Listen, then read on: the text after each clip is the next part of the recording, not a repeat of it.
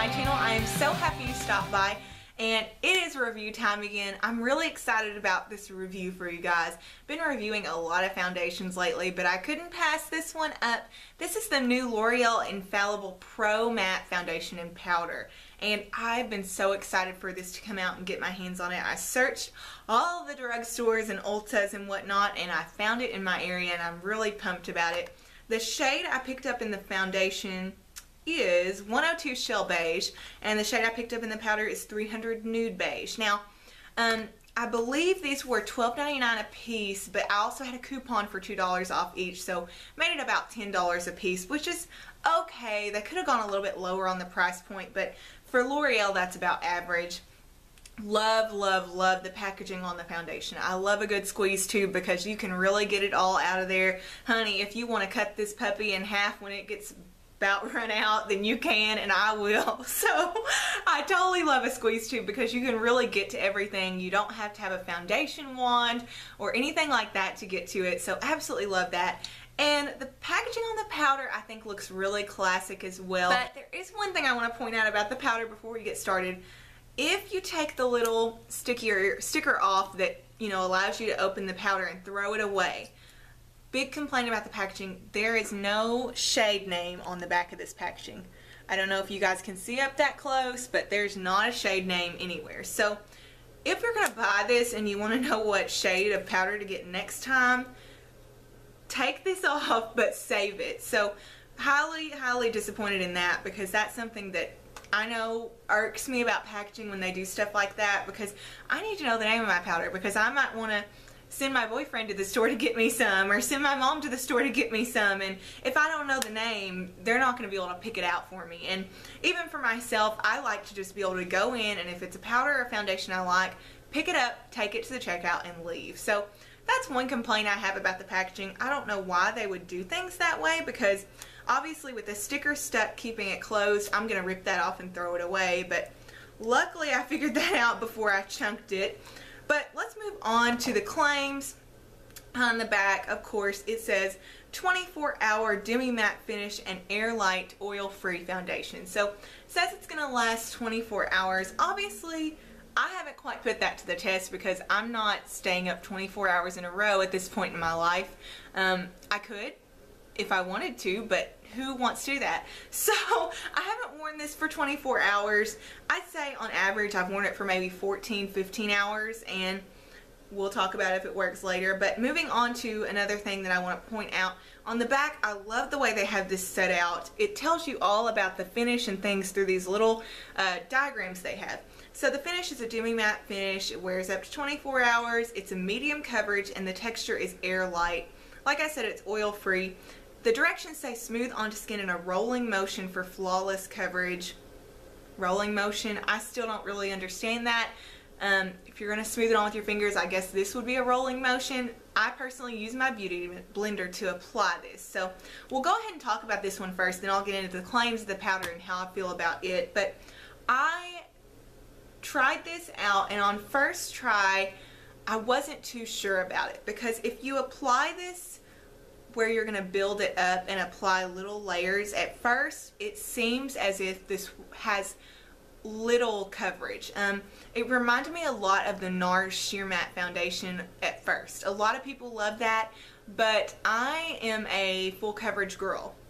If I'm going to take the effort to put on the makeup, I'm going to put it on. We're going to have blush, contoured cheeks, bright lips, smoky eye. We're not going halfway with anything. So if I'm taking the effort to put on foundation, I want it to have good coverage and be matte, or, you know, have dewy skin and good coverage, whatever the claims may be.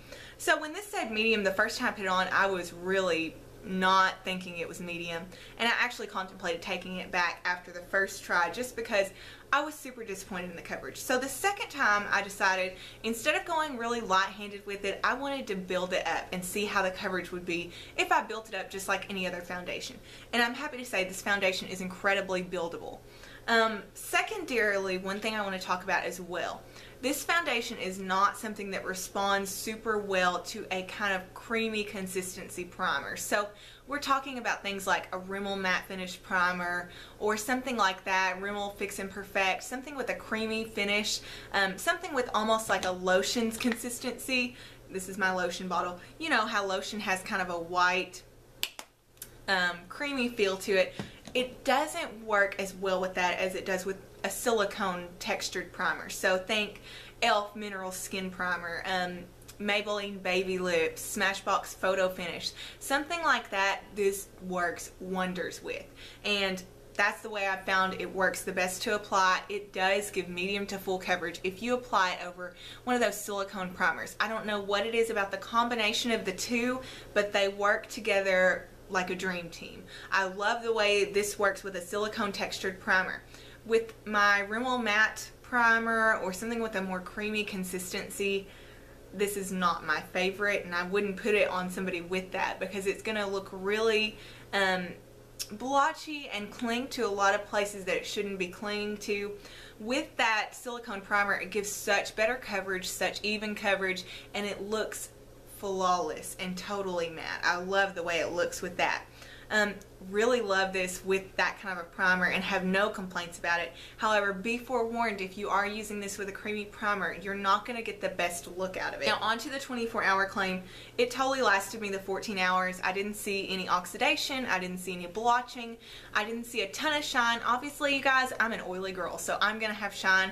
I have probably a little bit of shine right now, but I can get away with this with maybe 1 or 2 touch-ups throughout the day, and that's incredible. And even if I didn't do those 1 or 2 touch-ups, this is something that looks so beautiful and flawless on the skin. This is what I like to call an event foundation, something I'd wear to an event, a wedding outdoors, or maybe some sort of dinner or something like that. Ladies, if you're going to prom, this is a great one to pick up from the drugstore. Another thing I'll say about this, if you don't go light-handed with this, like I said originally, it looks great light-handed, but it's very, very sheer coverage, much like NARS Sheer Matte. But if you don't go light-handed with this, it is a full makeup foundation, and I'm not saying it looks bad when I say this, but it looks like you're wearing makeup. It's not as skin-like as maybe something like the Maybelline Fit Me that I raved about. I love the way that looks and it keeps me matte, but it's very skin-like while still being full coverage. This is full coverage in a totally different way in that it looks like you're wearing makeup. However, if you're somebody like me that you're like the makeup queen and you love wearing makeup, it's not going to bother you. I love the way that looks, and I think it's something that I would wear to maybe a wedding or a dinner because I like a flawless face and I like to look like I've done something to myself, if that makes any sense. Maybelline Fit Me would be more of day-to-day wear for somebody that's just an average makeup wearer, but if you're a makeup lover, I could see you doing this day-to-day wear.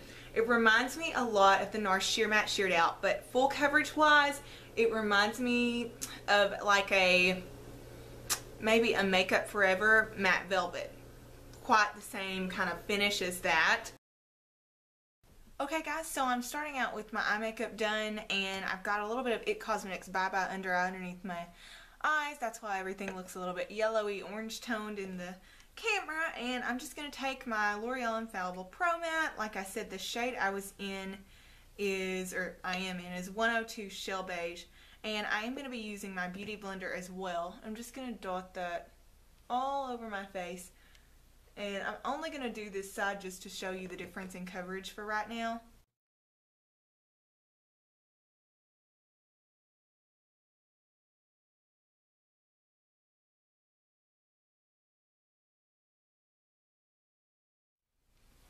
So that's one side done. You can definitely see the difference. The redness around my nose is completely taken care of. Everything looks really nice on this side. And the coverage is definitely medium at this point. It's a buildable foundation. You'll see that as I carry on, but I'm going to go ahead with this side of my face now. So here's my foundation done. Like I said, the only thing I used concealer wise was this Bye Bye Under Eye, but it has incredible coverage. You can probably tell at glance how much of my redness it covered, and it really does a great job. I'm not disappointed in the coverage, but it is something that you'll want to build upon. Certain areas, maybe if you have a blemish, something like that, you'll definitely want to build upon. It's definitely something I'll repurchase foundation-wise. I don't see a lot of problems with it. Like I said, be forewarned though, if you do use a creamy consistency as far as primer goes, this just isn't going to perform the same. But if you use that silicone based or really a clear primer like the e.l.f. mineral primer is what I've been using, or Maybelline Baby Skin, something similar to those, you're going to get an incredible finish. I love the way this looks. I think it photographs wonderfully. I hope it's picking up on camera as wonderful as it is in person. Now, one thing I do want to address is the shade range. This doesn't have the best shade range. I think there are 12 shades, at least the store I purchased it in. I think I saw 10 or 12 shades, and they were all really, really pink toned or really, really yellow toned in my opinion. And I'm more of a neutral tone girl. I don't have a lot of pink in my skin, and unfortunately the one I picked out is really pink in tone. I don't know if you'll be able to pick that up on camera, but that was one thing I was really disappointed in. I really wish they would have done something with this line as far as, you know, they have their True Match foundation where it says W2 or N2 for neutral or warm. And I wish they would have done something similar with the naming on this, because Shell Beige, to me, beige would have maybe a yellow undertone in the shell or a neutral undertone, but this really, really runs pink to me.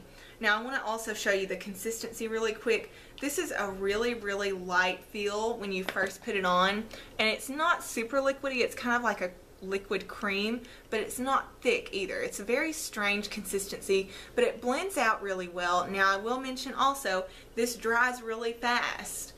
You have to work fast with this product. I wouldn't recommend putting this all over your face and then blending it out. I would recommend doing your face in sections. So for me, I do this quadrant, and then nose and forehead, and it works just fine. I love this the best with my beauty blender also. Not a fan with a brush. It just puts it on a little bit too thick, a little bit too cakey, but fingers or beauty blender are the best method for this, just because it gives a more flawless look to the skin and really blends things out really well. I think the combination of a wet beauty blender with this really dry or fast drying formula rather works wonders. So overall, I'm giving this foundation an A+. I've had some hits and misses with foundations lately, but this one and the Maybelline Fit Me I'm really loving, and both of them I'd be willing to repurchase. Like I said, this is a great going out foundation or event foundation, so ladies with prom coming up, keep this one in mind. You could definitely save some money with that one and enjoy it too. So on to the powder, the Infallible Pro Matte Powder. Now this one says it's matte finish and lasts 16 hours, which I thought was interesting because the foundation lasts 24 hours. So a little bit of a mismatch there. And then on the back it says lasting matte finish, never cakey, never flat. And then of course it has that same kind of diagram situation just like the other one did. Tells you how long it'll wear till, and the texture is air fine, finishes matte, and like I said, 16-hour wear. So the packaging is kind of standard L'Oreal packaging. You've got the powder, and then you've got the mirror and the puff.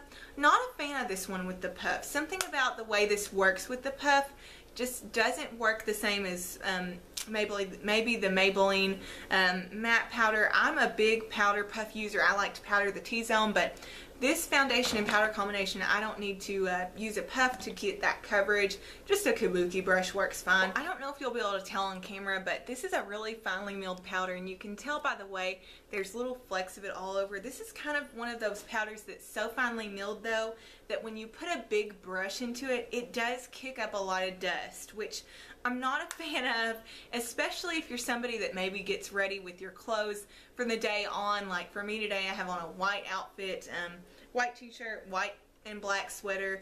Not something you want to be using when you're already dressed for the day, because it does kick up a lot of dust. So I love the consistency of it face-wise and for makeup, but it really, really does kick up a lot of that powder and get things a little bit messy, so be warned about that. But overall, I'm impressed with the powder. Definitely would repurchase it. Reminds me a lot of my L'Oreal True Match powder, which I've always loved. I've been using that since high school, and I'm a big fan of it. This one just keeps me a little bit more matte, which I really enjoy. And the combination of these two together is just perfection. I don't have a lot about the powder to say complaint-wise, other than, again, the shade selection on the powder was just as poor as the foundation. Hopefully they'll come out with some more shades, because I think there's a lot of buzz about this foundation and powder, and a lot of people are loving it. So I'd really appreciate if they'd come out with more shades so that they can appeal to a broader audience and have a little bit more selection, or maybe a better way to tell your shade for these things, because the undertones are just not quite up to par for me, especially considering they have that wonderful True Match line that really does lend itself handy to picking the right foundation. So the only complaint would be the shade range, and then of course this little piddly sticker that comes off. I just hate that, because honestly I would have thrown this away. It just happened to get stuck to something else. That's the only reason I ended up saving it, because who would not throw away something that's sticking this together and think that they'd have the shade written on the back? So I really hate that, but you know, not a huge complaint considering the performance of both of these products is just incredible. So I really recommend these. Obviously I would not recommend these for dry skin. They're really great for keeping you oil free. I would even recommend them for combination skin, but dry skin ladies, probably stay away, just because I can see this clinging to dry patches if you had super dry skin. And with it being so full coverage, it could potentially get cakey, because if it does cling to that dry patch, there's going to be some spots that might get missed. So wouldn't recommend the foundation for sure for dry skin. Powder, maybe, perhaps. The coverage is great, and I could even see this powder being worn over a BB cream or something with light coverage to pump up the coverage, which I think is great. But overall, if you've got oily skin, or maybe combination skin, or normal skin, great foundation from the drugstore. Great coverage, great for events, and really does lend itself wonderfully to the face. I think it looks incredible on camera and in photographs. So I hope you guys enjoyed this review. Let me know down below if you've tried either of these or any of the other new L'Oreal products. Love to hear from you guys, and I love to hear what you're loving lately. Thank you so much for watching. Don't forget to subscribe if you're not already subscribed, and have a great day.